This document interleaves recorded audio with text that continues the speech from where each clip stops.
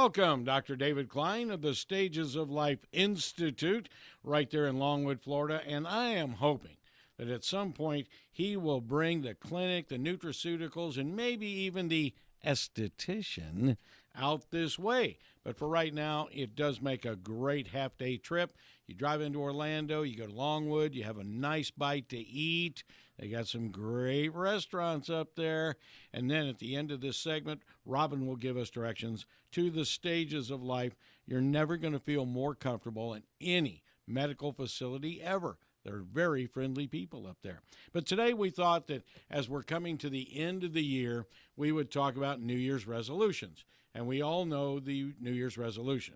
We are going to lose weight, stop smoking, stop drinking, whatever it is, and that lasts about a week. But for our own health and our own longevity, looking back at yesterday's program, what are some of the healthy New Year's resolutions that we should be making and how we can stick to them? Here's the good doctor. Okay. Well, first things first. I'm going to go ahead and say you got to stop smoking. Well, given the fact that tobacco is the most addictive substance known, far more than cocaine, the likelihood of me berating you into stopping is very, very small. So leave it at that. Stop smoking. Alcohol, a little bit easier to stop. Slow down's a little bit better. But of those things that you can do, things that you can do easily, things that you can do that will give you immediate, palpable results, those things that will make you a little bit healthier, eventually a lot healthier, with very, very little effort and very, very little expenditure. The first of which is to reduce your risk of heart attack and stroke in the upcoming year. So how are we going to do that? We can reduce it by 15% straight away by taking a simple baby aspirin per day. Go figure. 81 milligrams of St. Joseph aspirin will reduce your risk of heart attack and stroke by 15%. Okay? Now, unless you've got some type of bleeding dyscrasia and ulcer disease, there are very few contraindications to this. Coumadin might be one relative one, but that's just about it. So clear this with your cardiologist that 81 milligram aspirin should be taken, and they're going to ask you. So I think I see a direction we're going. Oh, yeah. We're not quitting things. We're beginning new regimens. Yes. It's easier to start something and continue with it than to quit something that's been with us for 20, 30, 40 years. It's easier to start a good habit than to break a bad one. Write that down. Okay, so we're going to reduce your risk of disease. How else can we do it? Okay, by consuming an appropriate amount of a quality fish oil every day. Further reduces your risk of heart attack, stroke, embolic disease, as well as arthritis. Okay, now we're talking just a few pennies a day for this. The very most it's going to cost you is 50 cents to do the aspirin and the fish oil, reducing your risk by 15 to 20% now. Okay? Joy and rapture. Well, I don't like fish oil. Well, suck it up, for God's sake. Not everything you're going to do is going to be something that you necessarily want to do. So reducing your risk of heart attack and stroke is important.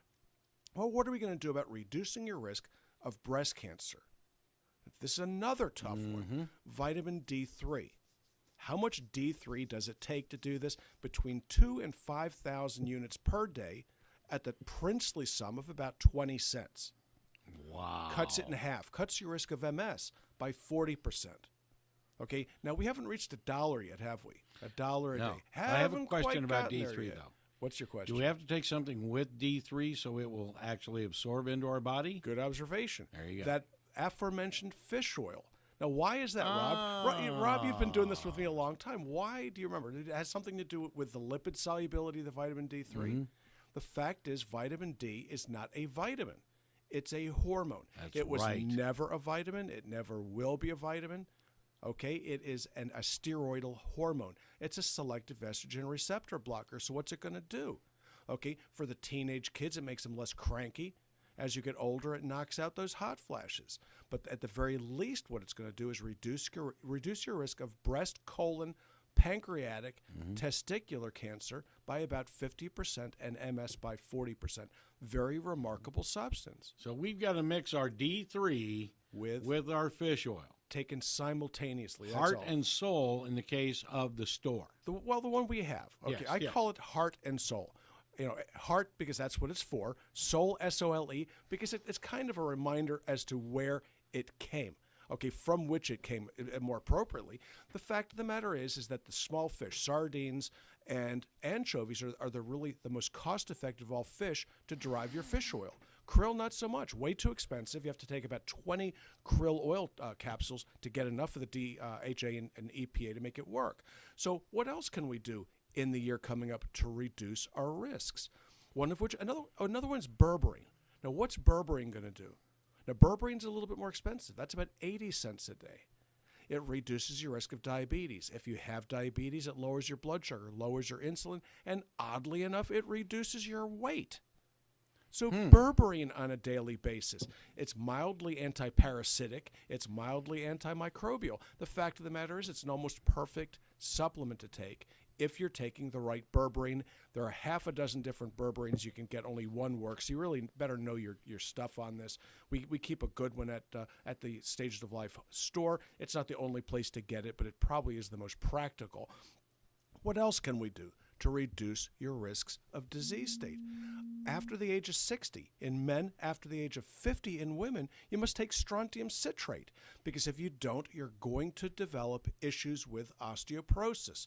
What does this cost? 30 cents a day. Now, we still haven't gotten to the price of a pack of cigarettes yet, have we? No way. Not even close. Okay, we've dealt with the heart, we've dealt with the bone. What about the brain? DHEA, and pregnenolone. Again, these two things are thought to forestall the development of dementia.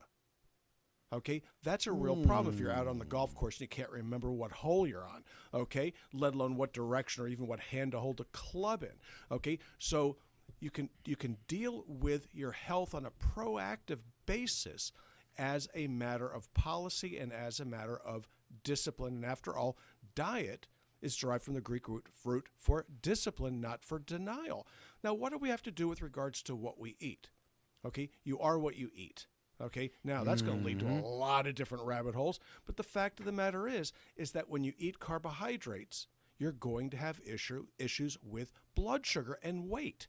You've got to pull the carbohydrates out of your diet. What does this mean? It means I try to eat 2 to 3 eggs a day, a big slab of fish, and cheese, believe it or not, and I will lose weight. And so will you. You don't need to spend a bunch of money, 40 pounds in 40 days, nonsense. You can do this by simply cutting carbs out of your diet and cutting soy out of your diet. No soy, the thyroid works better.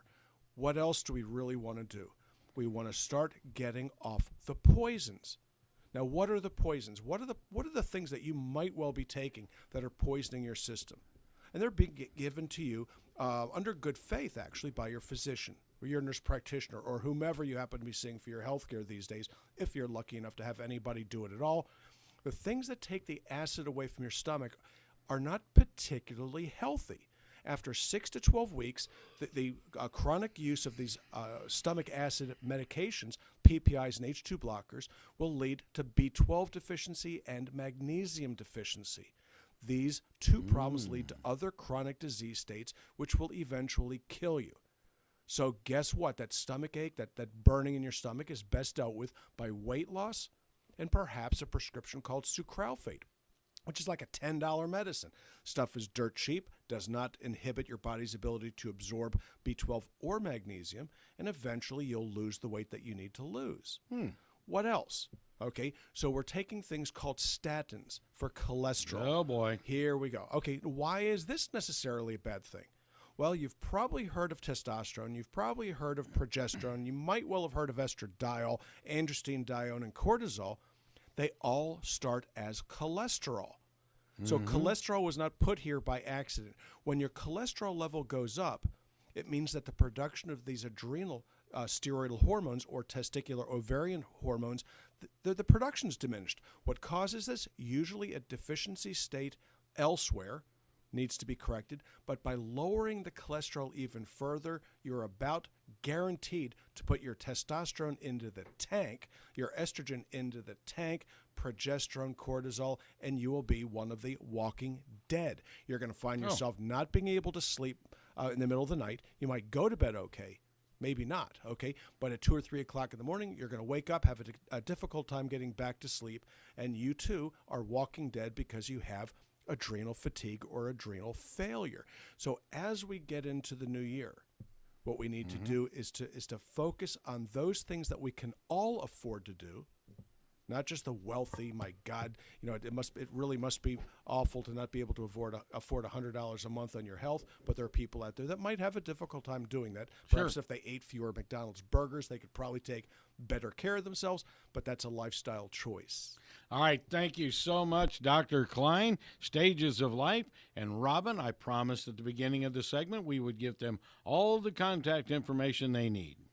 Our phone number is 407-679-3337. We are located in Longwood at 1917 Booth Circle. That's right off of I-4 and 434. We are on the web at stagesoflife.net, and our office hours are Monday through Thursday, 8 to 5. The health store is open during those office hours, and you can also find us on Facebook at Stages of Life Medical Institute.